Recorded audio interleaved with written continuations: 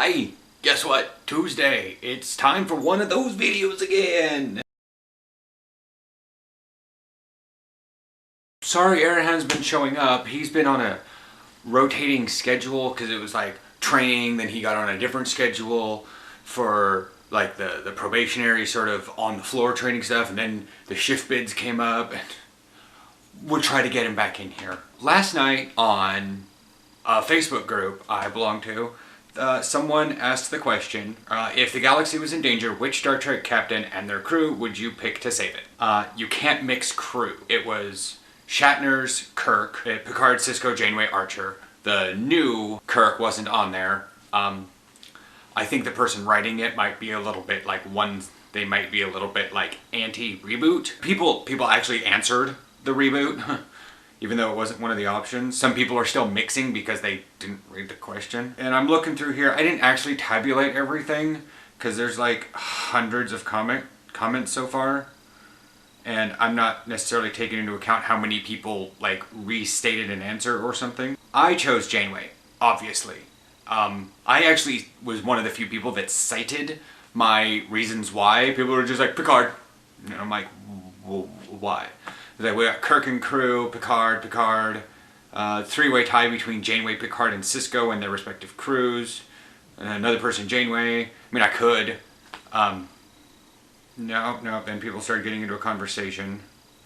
Apparently this person likes the whole Janeway 7 of 9 thing every day, and I'm like, dude, this is like gay geeks. Don't start getting us all fantasizing about... So, I'm gonna go over my answer as to why Janeway. And you can give your answers below. What do you think? We're talking like full galaxy, but galaxy in peril. Like, we've got the ability to go between the quadrants, and, you know, because the Bajoran wormhole, and let's say the Barzan wormhole gets stabilized for some reason, and so we can go from Alpha Quadrant to Delta Quadrant pretty easily. You can go in between them pretty effective. Shatner would be a good one.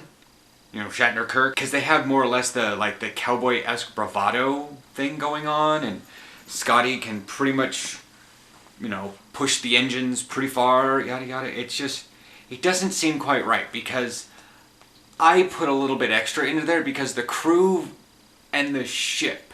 I added the ship in. The ship is technically a character in and of itself. So, and it would be the Defiant, not Deep Space Nine, because really, if the galaxy is in danger, are you just going to sit back on your, you know, airport? What are my thoughts on the whole Kirk Shatner thing? Well, like I said, that ship was kind of rinky-dink. Not nearly as rinky-dink as Archer. We'll get to that one though. It was just a general ship. It didn't really specialize much in anything except for engines, because it was a cruiser.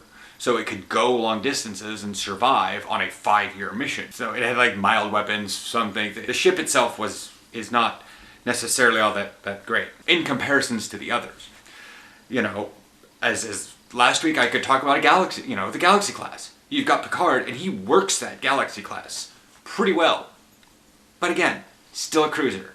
It's got formidable weapons, but Picard and his crew is kind of diplomatic in a way. Like, Worf will be willing to use tactics to do stuff, and this, you know, it's sort of like, where does Worf fall? Is he on Picard, or is he on Sisko?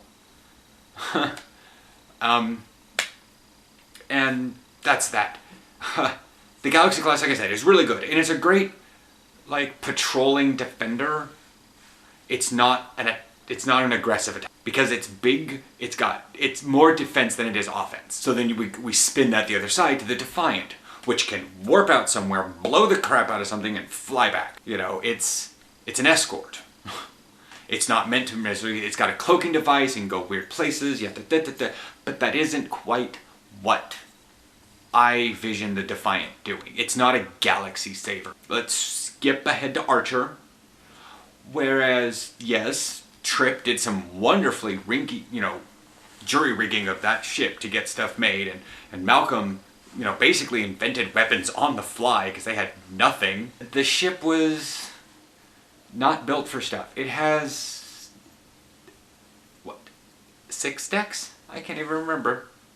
I think it might be it might be bigger than the Defiant. Buy it for a moment. Okay.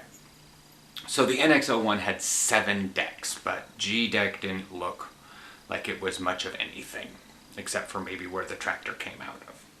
The grappling and a few other things at the very bottom of the saucer. But again, rinky dinky dinky dinky dinky ship. So, and it didn't even have a proper tractor beam. It had a grappling hook. Maybe if they were getting on one of the Dakir class Vulcan vessels, they'd be able to do it. So anyways, my answer, Voyager. 1, Voyager was, well, I like Janeway because she's a scientist. Voyager's also a science vessel. What makes a science vessel able to say the thing? Well, that's part of the fact that, 1, it had binaural gel packs so we could think on the fly. Pretty much it had little tiny brains all over the place. It had a moldable warp, so its warp field was changed in such a way that it would streamline through space better and was actually more efficient. That's why the engines had to fold up momentarily when it went into warp, because it needed to pull those engines inside the warp tube. Now, that's getting into specs. It's got Borg enhanced sensors. And so, like I said, my answer, which cited several things about it, my answer was Janeway and her crew. Sisko sits back and things kinda come to him. Picard, yeah, he's on a beefy ship, but didn't really initiate much of anything. Archer was in a rinky-dink ship. It's like, mate. And old Kirk could maybe do it. He had the guts, but Janeway, seriously. In Year of Hell, she crashed her ship into the Krenim vessel. Like, she didn't realize what it was doing. She just said, bye. Crashed it in there. I mean, yeah, Picard basically crashed the Enterprise E into the Scimitar, but that was only because he was trying to outsmart someone who thought like him. Janeway, she just go down fighting. She had nothing left, so she just blew her ship into it. In the episode Scientific Method, I mean, she had all this stuff, little machines in her brain, and she was up for 4 days straight. I'll put a clip downstairs. It's absolutely amazing. She, like, a binary pulsar, and she just shot the ship through the middle of it. What? Why are you doing this, Captain? And she's like, what was it? What'd she say? Flying the ship through a binary pulsar? Sounds like I'm trying to crush this ship like a tin can. Because she wanted to get the aliens off, so she thought she'd threaten them with their life. And at the last moment, they beam back to their ship and try to pull off. One of them got destroyed, and she's like, okay, we can't pull out now. So they had to fly through the rest of it. In Scorpion, not only did she kind of like, hey, pact with the Borg, who makes like peace pact, non-aggression pacts with the Borg? I mean, come on.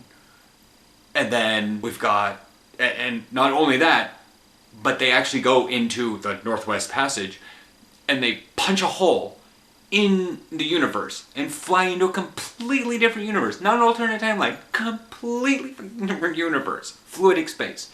And they figure out what's going on. It's like, why are these people so bad and angry at the Borg? So, you know, and she pretty much, you know, future Janeway, yeah, she outsmarted the Borg. She grabbed their technology, she put it in her ship, and she ran home with it. I mean, it was like, at 7, you know, well, technically they didn't start till season 3, but it was like a 4-year smash and grab. Borg ships come by, she's like, oh, look at this, I got a little astromechs off her now. Ooh, I got this weird little kid. Ooh, let's take these. She was like the worst thing to happen to Borg. Not only that, but she also, you know, she also kind of threatened the Voth in a weird way. But another thing is, like, anything about the USS Equinox, all you gotta do is watch Equinox Part 1 and 2, and you realize that she won't take any prisoners. Well, she probably will, but they ran.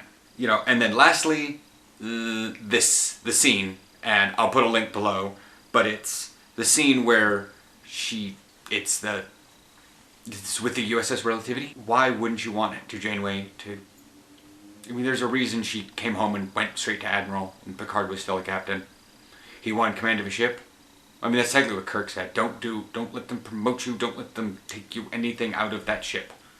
When you're there, you can make a difference. Well, true. But, yeah.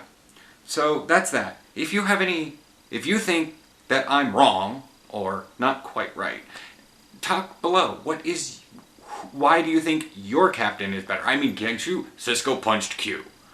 But Janeway turned him down for sex. So, yeah. Anyways, yeah, don't forget to subscribe. Thumbs up if Janeway just saving the damn galaxy all the goddamn time.